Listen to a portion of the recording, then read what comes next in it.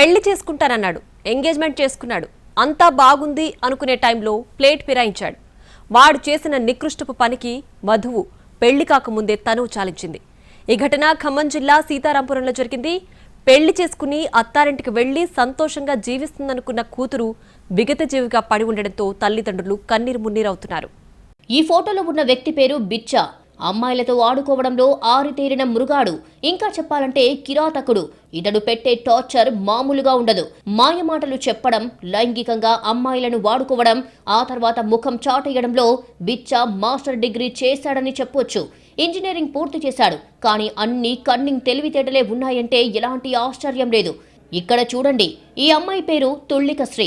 భద్రాద్రి కొత్తగూడెం జిల్లా టేకులపల్లి మండలం వెంకటియా తండాకు చెందిన గుగులోతు వీరమోహన్ కూతురు.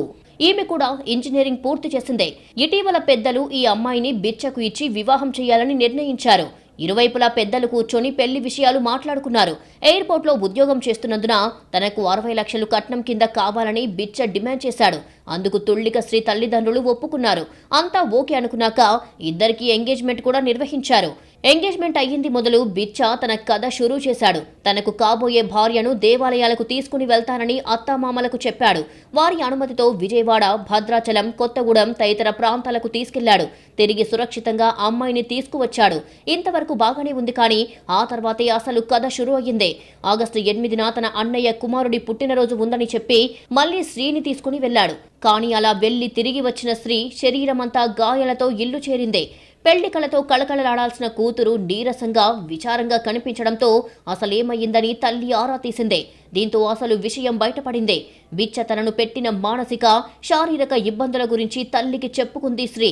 ముఖ్యంగా మరో అబ్బాయితో చాటింగ్ చేశాను అని అనుమానంతో తనను శారీరకంగా వాడుకొని వదిలేశాడని తెలిపింది. అంతేకాదు, తనని పెళ్లి చేసుకునేది లేదని ఖరాఖండిగా చెప్పేశాడు అని వివరించింది. ఇది విని ఒక్కసారిగా షాక్కి గురయ్యారు తల్లిదండ్రులు. పైగా నేను పెళ్లి చేసుకోను అని ఫోన్లో మెసేజ్ కూడా పెట్టాడు బిచ్చ. అవసరమైతే చావు అని కూడా చాటింగ్లో కనిపిస్తోంది. ఈ ఘటన జరిగిన తర్వాత స్త్రీ తీవ్ర మనస్తాపానికి గురయ్యింది. బిచ్చ చేసిన మోసాన్ని తట్టుకోలేక పురుగుల మందు తాగి ఆత్మహత్యాయత్నం చేసింది. దీంతో వెంటనే గుర్తించిన పేరెంట్స్ ఆమెను ఆస్పత్రిలో చేర్పించారు. 3 రోజుల పాటు మృత్యువుతో పోరాడి మృతి చెందింది.